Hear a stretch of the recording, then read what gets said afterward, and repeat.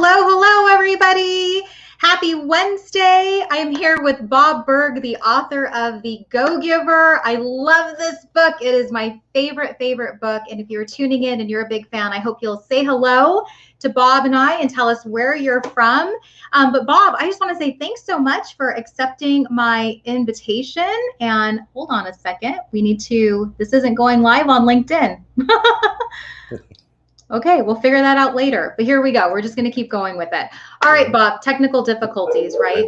Isn't that how it is? I know, and it's always right when we're live. Always, like dog barking. But Bob, I just want to say thanks so much for being on live with me today. I first came across this book. I was in a Bible study, and I was giving a grant to a startup. And the woman that ran the table, or who was the host of the table, said, I really, really think you need to read this book. And she handed it to me, and I took it home and I read it in a day or two and came back to her, and I'm like, I'm hooked. I'm so hooked on the principles of this book and what it means and what it stands for. And more people should really read this. I think it should be mandatory reading. Well, knowing you, Tisha, just from what I've gotten to know of you over the last, I think, couple of weeks, it doesn't surprise me that you would have related to it because, it's you. You are the embodiment of the laws in the book. So not a surprise to me whatsoever. In fact, our early adopters of the book were the people who are already doing these things. That some did them intuitively and others learned certain things. But people like you live your life and you conduct business that very way. Yes. Hold on one second. I'm just removing this. Here we go. Okay, we're back. I love live streaming, let me tell you. Yeah, and I think it's also, you talk so much about like this law of attraction, and I do feel that those are the people that I want to surround myself with, and it's those people that come into my corner that are like, I'm also a go-giver. I also love that book. I also think Bob Burg's amazing. Like that's I'm like, you're my people. Like, this is what it is. Like, this is that whole go-giver tribe. So it's amazing. But let's dive into some of these questions. You talk about the 5 laws that you and John share in the book. Can you go into some details about the 5 laws of stratospheric success? Sure, I'd love to. And they're all based around a premise, and that is simply that shifting your focus, and this is really the key because this is where it all begins, shifting your focus from getting to giving. And when we say giving in this context, we simply mean constantly and consistently providing immense value to others, understanding that doing so is not only a more fulfilling way of conducting business, it's the most financially profitable way as well. And not for some way out there woo-woo type of magical, mystical reasons. Not at all. It actually makes very, very logical, very rational sense. Because when you're that person who can take your focus off of yourself and place it onto others, helping them attain what they want, what they need, what they desire, helping them overcome and solve their problems and challenges, helping them to get closer to happiness. People feel good about you. People want to get to know you. They like you. They trust you. They want to be in relationship with you. They want to do business with you if they need what you offer, but they definitely want to be your personal walking and talking ambassador and tell the world about you. So that's really what the go-giver concept is all about. And as you mentioned, there are 5 laws that we talk about throughout the book, throughout the parable. And those laws are the laws of value, compensation, influence, authenticity, and receptivity.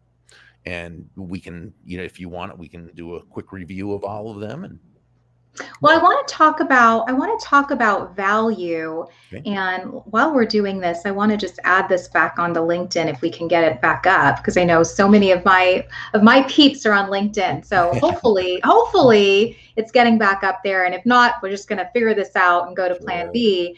But value. So people often say so value was my word of the year last year. I always figure out what's my word of the year? It was value last year. This year it's momentum. And we talk about value, and some people are like, I don't want to give too much. I don't want to give everything I have. So how does a person add value to others without it costing too much money? especially in this competitive market that we're in? Well, that's a great question. And I think first it's important to define value, because value is one of those words that has become so overused Hmm. that different people have their own definition of it, and that definition is usually an unconscious definition, so they don't necessarily even know how they're defining it. They're just using the word, okay? And so let's start there.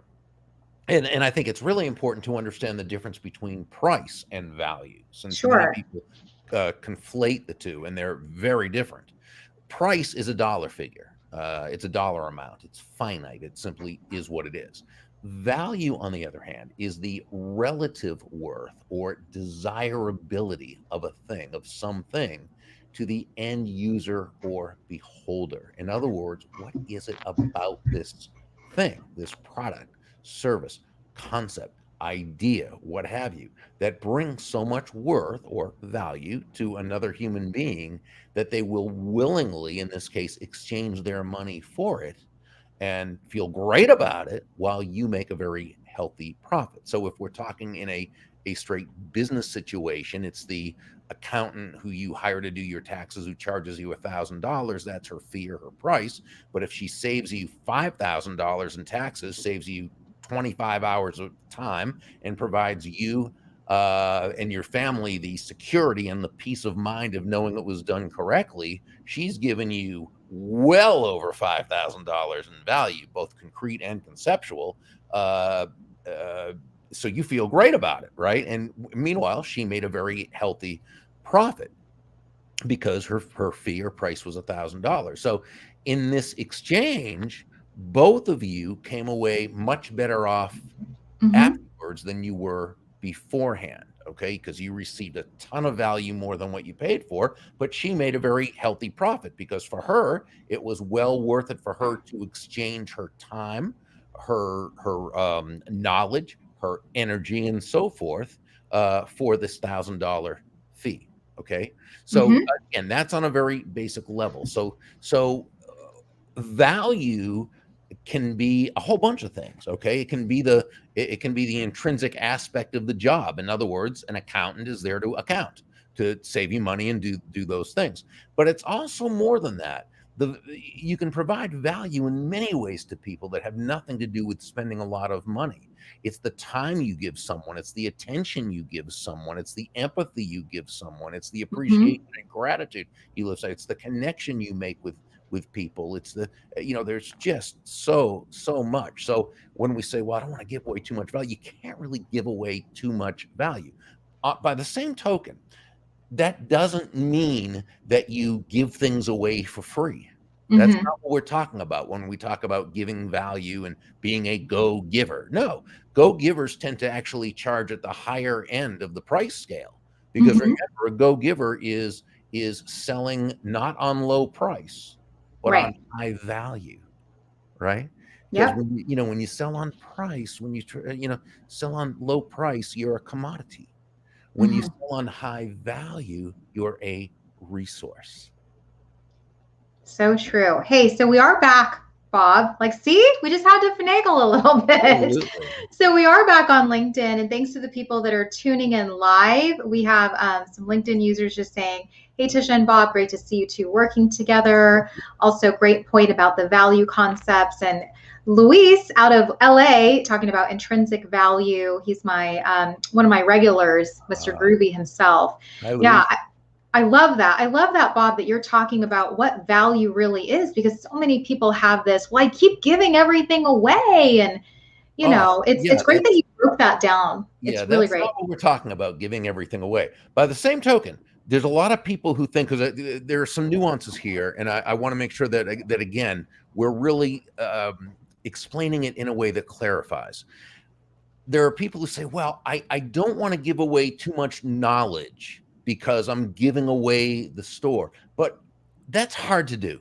That's Yeah. hard to do because generally speaking, anyone can get knowledge anywhere. Um, if if you're providing great knowledge, great value to people through information you're providing, let's say through blogs or through your podcasts or through content that you're creating, Mm-hmm. the chances are when you give that away and you really do a great job, you're attracting the people who want more from you Right. and who want to do business with you and who will pay you for that. So that's typically not an issue. By the same token, I don't want to confuse that with anyone thinking that being a go-giver is in any way congruent with being a doormat or being a martyr or being self-sacrificial. If someone's trying to take advantage of you or they're inappropriate in terms of what they're asking for you to do, by all means, you need to always tactfully and respectfully um, um, communicate to them that that's not something that you'd be happy to work with them, as a client and so forth. And Right. that's fine. There's you can always do that tactfully and respectfully. So no, you generally can't give away too much in terms of information because information really is a commodity. Um, by the same token, respect your own boundaries and know Mm-hmm. what you're willing to do and what you're not. That's huge. I'm so glad you brought that point up about what a go-giver is not, and it's not being taken full advantage of. Absolutely not. People often ask, am I giving way too much? And it's like, can you really give too much? And if you give that value, it does come back to you, because I look at it as people remember what they received from you. Oh my goodness, Tisha helped me do XYZ, or she listened to me when I needed her here. That's the value that you provide, and people do remember that. Yeah, my feeling is this, and is to and many people I think they misconstrue this as give without expectation. And I know what they mean, but here's what I think they really mean. Okay. Give without attachment. Mm-hmm. Okay. Because I want you to expect good things. Of course. Why would we not expect good things? But what we do is we don't attach ourselves to those good things having to happen. Because if we do that, now we're miserable. Now Mm-hmm. we're trading, not giving. Now we're right. But when you give to people, when you give value, when you make yourself valuable, you make yourself helpful, you provide. And again, there's nothing magical or mystical about this, right?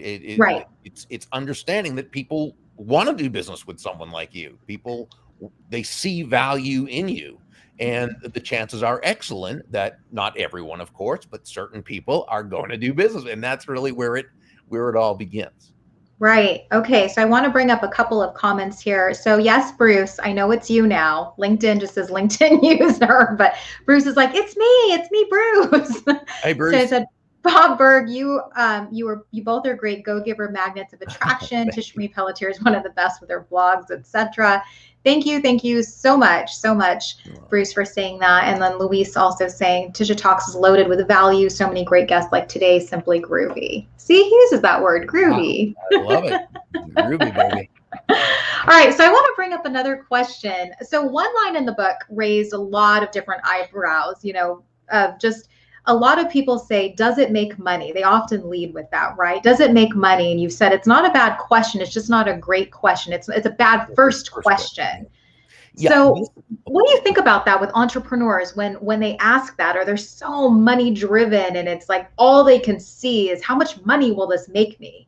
Like, talk about that for a little bit with us. Okay, so this is not a moral or a value judgment. Okay, let me explain this, and I often say this when I speak at sales conferences. Okay, and here it is: nobody is going to buy from you because you have a quota to meet. They're not going to buy Amen. from you Amen. because you need the money, and they're not even going to buy from you just because you're a nice person. Okay. They're going to buy from you. They're going to do business with you because they believe they will be better off by doing so than by not doing so. Mm-hmm. Okay. So what happened was in this part of the story, Joe, who was the protege, was talking with Pindar, the main mentor, and Mm-hmm. as they were throwing around ideas, Joe talked about making a killing, and Pindar was talking about sharing a concept, and they were coming at it from and Joe was kind of getting confused and saying, so are you saying asking if something will make money isn't a good question? And Pindar said, no, asking if something will make money is a great question. It's just a bad first question. Mm-hmm. First, ask, will it serve? Will it add value? Now, we can Mm-hmm. take this a step further. Is there a market for it? Or do you believe there's a market that you can create for it? And here's why. Because if you lead with the question, will it make money?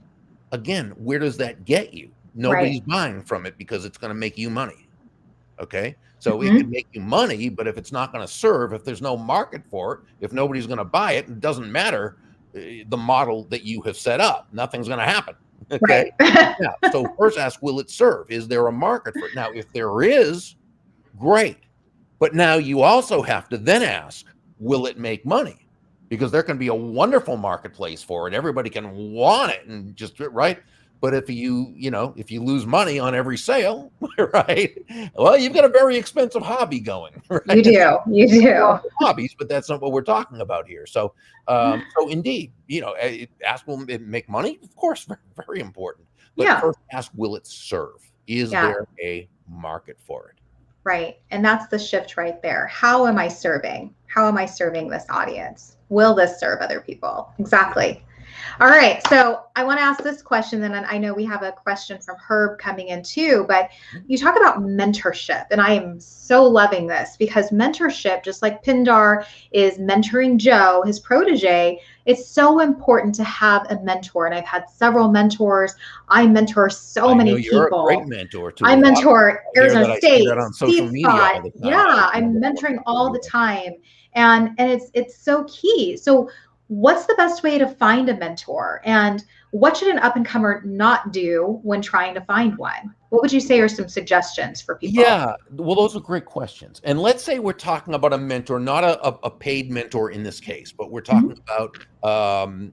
about just someone who who you're wanting to reach out to Mhm. to have mentored you, because there are all different types of models and different things. But here we're talking about someone. This is not what they do as a profession. They're just someone who you admire and you would like to get advice from and so forth. So I think one of the things that people do that is counterproductive is they'll reach out to someone who they really respect and who they'd like to, and but there's no real relationship with there, and they just say they connect with that person and say, hey, will you be my mentor?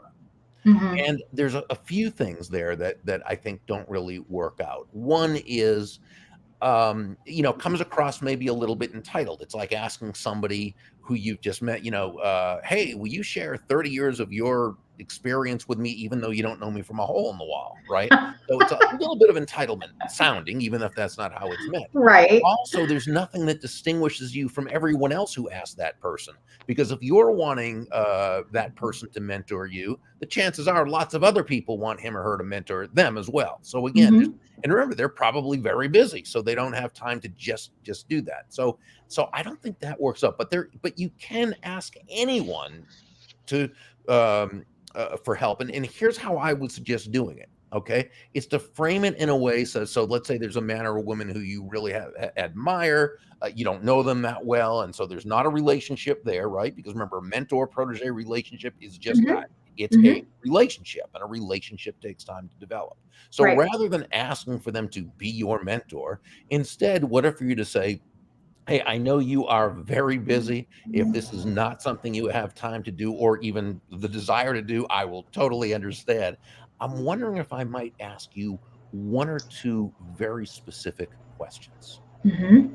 Now, let's take that apart a little bit. What have you really done? First, you've approached in a way that respects the process. Mhm.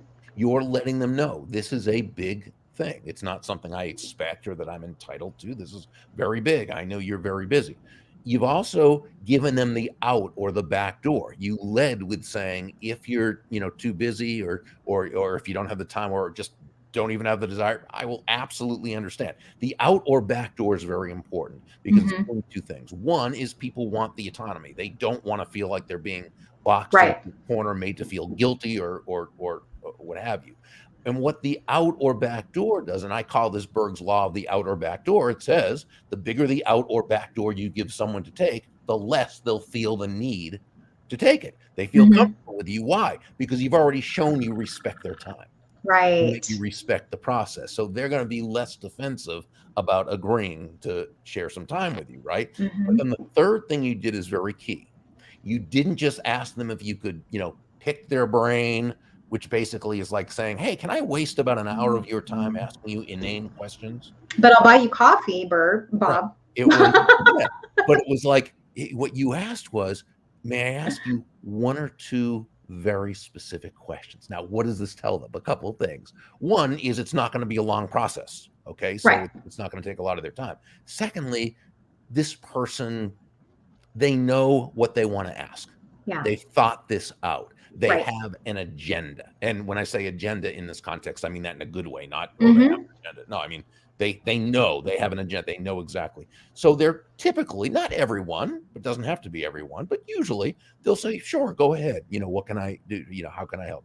What Yeah. happened? Now, you ask first of all, make sure you research this person thoroughly so that you don't ask them anything that you could have found the answer to by searching online. Okay. Right. Um, so ask those couple of questions. Don't take up too much of their time.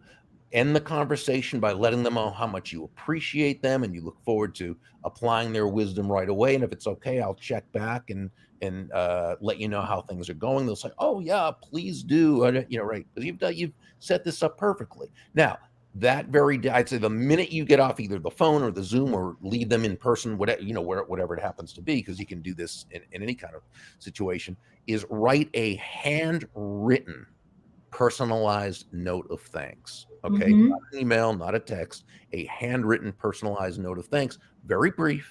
And it's just, dear Mr. So and so or dear Ms. So and so, thank you so much for taking valuable time out of your day. Your advice was priceless, or your wisdom was priceless. I look forward to applying it right away. I'll check back and let you know how things are going, best regard, whatever, however Yeah. you want to do it based on your own, put it in a regular envelope, put a regular hand, don't do a meter machine stamp, but actually a postage stamp, Stamp. Hmm.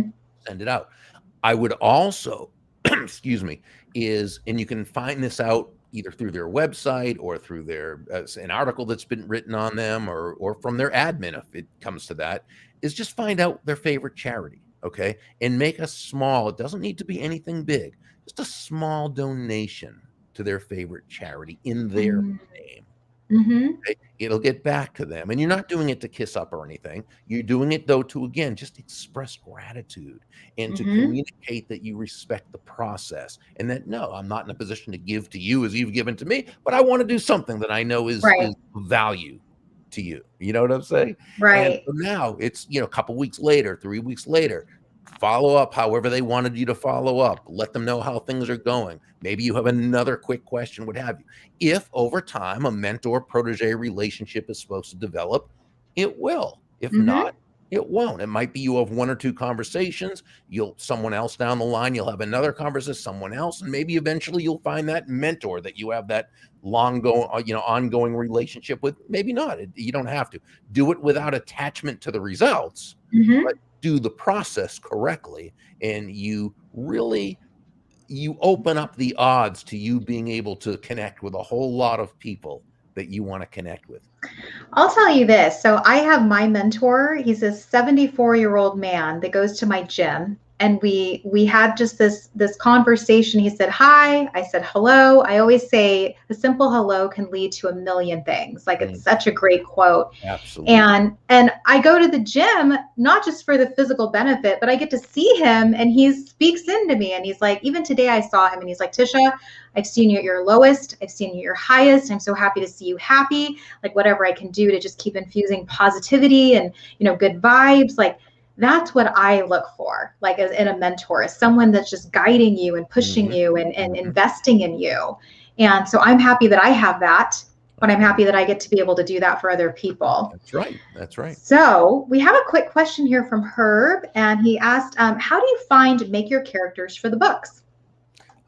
There's Coach K. Herb's a great guy. So the characters for the books, most of them are either based loosely on someone or they're compendiums of a few different people. Um, in the Go Giver, in the original book, a lot of the incidents in there. Oh, thank you. A lot Allow of me to the. be your Vanna. I know. I was just thinking that you make a wonderful Vanna, which must mean I'm Pat Sajak. So thank you. Pat. Yeah. And so especially in that book, a lot of the incidents that took place actually happened in real life, and we, put them into the story. Uh, Most of the mentors in the story were either uh, based loosely on a person, or maybe two or three people, that we put together. So that's kind of how we do that. But Mm-hmm. again, John is really such a great writer. I mean, he's just he's an artist. He's a pure writer. And so, working on this with him was really an honor for me. And what he can do with a turn of phrase and okay, it's just amazing. Yeah. So we have, I think this is Bruce. Yes, it's Bruce. I'm doing this kind of twofold. I'm looking at my phone, Bob, and then I'm also looking at the screen. But this is from Bruce, and he said, Tisha Marie Pelletier pays it forward. You were also the best at using the USPS mail, as Bob mentioned. It's a lost art. Bob and I were talking about this just before in the green room about how communication is a lost art, and how I told him I was asked by ASU to teach people skills to students because people skills are huge. You have to know people skills. Exactly. I believe that the ability to work effectively with others, people skills, is the separator. It's the difference maker between the reasonably successful person and that person who achieves absolutely stratospheric success. Right. So yeah, I'm a huge believer in that.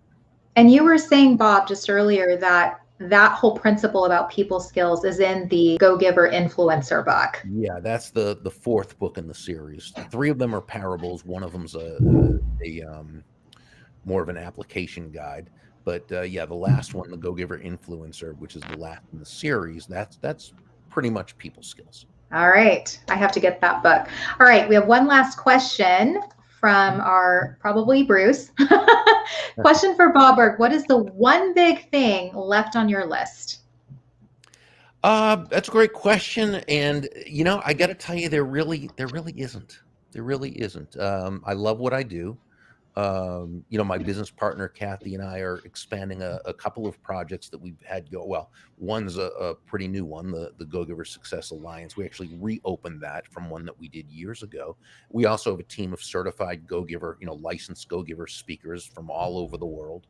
Um, and I don't travel to speak anymore, even after COVID's over. I'm 63 and I've wanted to kind of get off the road for a while. And I've just decided from now on, I'm still doing keynotes, but I'm doing them just virtually. So I love what I do. I get up every day.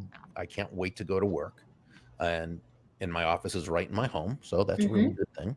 And it's a joy. So yeah, there's really nothing left on my list. You seem pretty happy, Bob. I think we all aspire to be that. Super happy. I think if someone was looking at my life from the outside, I think they'd say I probably am about the most boring person they know. It works for me. I love it. Awesome. All right. Well, I know we want to be respectful of your time, who people are tuning in. And thanks so much to everybody who tuned in live, who are watching on Facebook, on YouTube, and LinkedIn. The replay will also be up. If you have any questions, Bob can answer those. I can answer those as well. But Bob, I just want to say thank you. Thank you so much for being a part of Tisha Talks Live today and saying yes when I asked. And you can learn more about Bob at his website. It's scrolling across the bottom at burg.com. You can also download the chapters of these books if you want to check them out. I highly, highly, highly, highly, highly recommend it. Thank you. Highly recommend. I talk about this nonstop in all of my speeches. Uh, Just some really great principles. I think it should be mandatory reading, Bob. I'm just gonna put some votes out there. And then look at his Go Giver Success Alliance as well if you're interested in that. But Bob, anything else you want to add as we wrap it up? Tisha, I'll end with a very quick story. Something Sure. that I learned from what I call a drive-by mentor. And this term came about because one of my current mentors, her name is Dondi Scumaci. She is just a wonderful human being, a great leader. And we were having a conversation about people who've come into our lives at certain times who we didn't even know very well, but who had some advice for us Mm-hmm. that we really needed to hear and that we were open to. And we call them drive-by mentors because Mm-hmm. we didn't know them beforehand, or maybe we knew them a little bit, didn't really know them. You know what I'm saying? And this Right. person gave me some of the best advice. It was at a time when I was a young salesperson and I was in my first major sales slump. And I started really putting pressure on myself, which meant I was focusing on myself instead of focusing on my prospective customers. Right. And he said to me, Burg, he was a last name kind of guy. He said, Burg, if you want to make a lot of money in sales, he said, don't have making money as your target. Your Mm-hmm. target is serving others. Now, when you hit the target, he said, you'll get a reward. And that Mm-hmm. reward will come in the form of money. And you can do with that money whatever you choose. But never forget, he said, the money is simply the reward for hitting the target. It ain't the target itself. Your Yes. target is serving others. And, you know, I got to tell you, Tisha, it was then that I really understood for the first time that great salesmanship is never about the salesperson. Great salesmanship is never about the product or service, as important as those are. Mm-hmm. Great salesmanship is about the other. It's about that person whose life you choose to add value to. Mm-hmm. It's about that person whose life is better just because you are part of it. And I think just as Pindar told Joe, you know, to ask first, will it serve? Then ask, will it make money? I think when we come at it from a service viewpoint first, I think we're really 9 steps ahead of the game in a Mm-hmm. 10-step game. I think I'm just like blown away by that. Yeah, like I'm like, oh my gosh, so on point, so on point. It's never about the sale. You're so right, Bob. It's about the other person. Yeah. Always about the other person. Well, this has been amazing. You are amazing. I adore you, Bob Burg, and thank you Likewise, for likewise. I know I'm like, this is great. Like I didn't know I'd be on a first name basis with the author of my favorite book.